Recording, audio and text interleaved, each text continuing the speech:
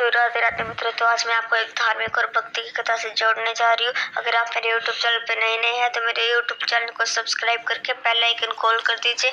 तो महर्षि भृगु ब्रह्मा जी के मानस पुत्र थे। उनकी पत्नी का नाम ख्याति था, जो दक्ष की पुत्री थी। महर्षि भृगु सप्ती मंडल के एक ऋषि थे। सावन और भाद्रपद में वे सूर्य भगवान के रथ पर सवार रहते थे। एक बार की बात है, सरस्वती नदी के तट पर ऋषि मुनि एकत्रित होकर इस विषय पर चर्चा कर रहे थे कि शिव जी, ब्रह्मा जी और श्री विष्णु में सबसे बड़े कौन हैं। इनका कोई निष्कर्ष न निकला देख उन्होंने त्रिदेवों की परीक्षा लेने का निश्चय किया और ब्रह्मा जी के मानस पुत्र भृगु ऋषि को इस कार्य के लिए नियुक्त किया। महर्षि भृगु सर्वप्रथम ब्रह्मा जी के पास गए। उन्होंने न तो ब्रह्मा जी को प्रणाम किया और न ही उनकी स्तुति की। यह देख ब्रह्मा जी क्रोधित हो गए।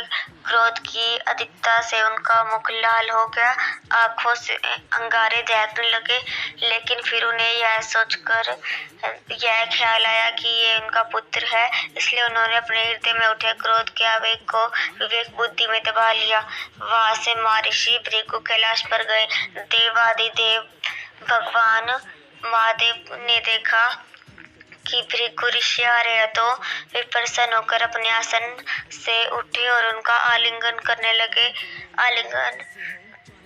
किंतु उनकी परीक्षा लेने के लिए भृगु मुनि उनका आलिंगन अस्वीकार करते हुए बोले, महादेव, आप सदा वेदों और धर्मों की मर्यादा का उल्लंघन करते हैं। दुष्ट और पापियों को आप जो वरदान देते हैं उनसे सृष्टि पर भयंकर संकट आता है, इसलिए मैं आपका आलिंगन कदापि स्वीकार नहीं करूंगा। उनकी बात सुनकर भगवान शिव जी क्रोध से तिलमिला उठे। उन्होंने जैसे ही त्रिशूल उठाकर उन्हें मारना चाहा, वैसे ही भगवती सती ने उसे अनुनय विनय कर किसी प्रकार से उनका क्रोध शांत किया। इसके बाद भृगु मुनि बैकुंठ गए।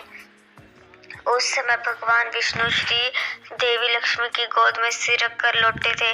भृगु ने जाते ही उनके वक्ष पर एक तेज से लात मारी।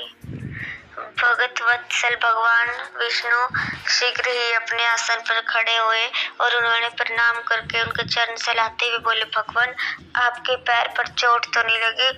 कृपया इस आसन पर विश्राम कीजिए। भगवान, मुझे आपके शुभ आगमन का ज्ञान न था, इसलिए मैं आपका स्वागत नहीं कर सका। आपके चरणों का स्पर्श तीर्थों को पवित्र करने वाला है। आपके चरणों के स्पर्श से मैं आज धन्य हो गया। भगवान विष्णु का यह प्रेम व्यवहार देखकर भृगु ऋषि की आंखों से आंसू बहने लगे। उनके बाद वे ऋषि मुनियों के पास लौट आए और ब्रह्मा जी, शिव जी और विष्णु जी के यहाँ के सभी अनुभव विस्तार से कह दिए। उनके अनुभव सुनकर सभी ऋषि मुनि बड़े हैरान हो गए और उनके सभी संदेश दूर हो गए। तभी से वे भगवान विष्णु को सर्वश्रेष्ठ मानकर उनकी पूजा अर्चना करने लगे।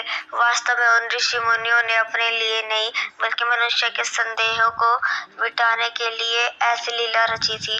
तो आज की कथा यहीं पे खत्म होती है। तो आपको मेरी ये कथा कैसी लगी कमेंट सेक्शन में बताना और नेक्स्ट वीडियो में मिलते हैं। Thanks for watching.